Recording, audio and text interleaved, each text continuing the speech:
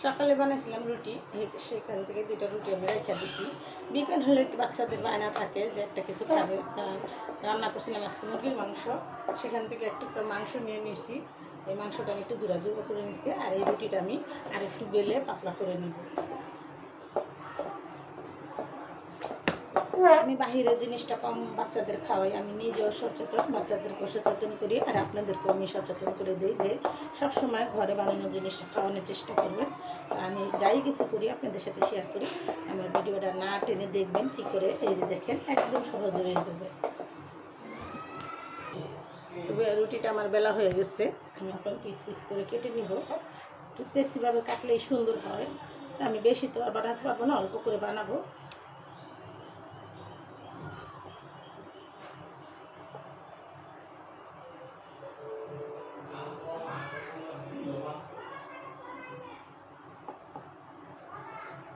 এখানে নিয়ে নিচ্ছি আমি 1 চামচ কর্নফ্লাওয়ার। আমি এটা একটু গুলিয়ে নেব পাতলা করে।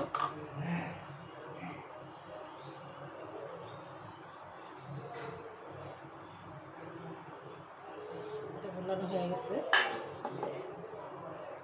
আর একটু একটু মাংস দিয়ে চামচের মতো আমি বানিয়ে দেব।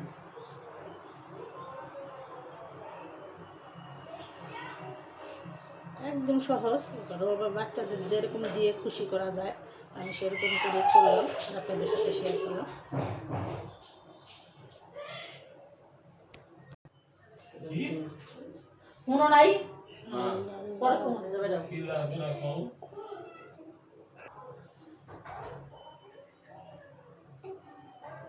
সবার বাচ্চারাই চায় সন্ধ্যার সময় একটু ভাজা পোড়া খাইতে।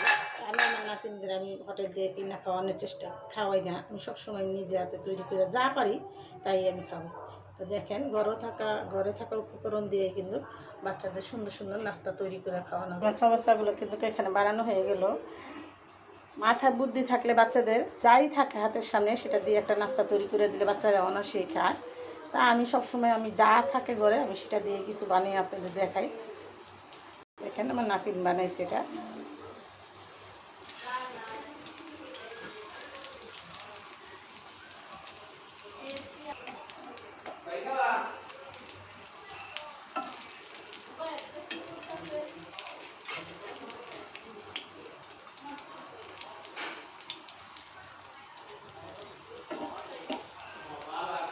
হয়ে গেল নাতিনের জন্য বিকেলের নাস্তা তৈরি করা। আপনারা এরকম ঝটপট আপনাদের নাতিন আমার সমস্যাগুলো কিন্তু ভাজা হয়ে গেছে।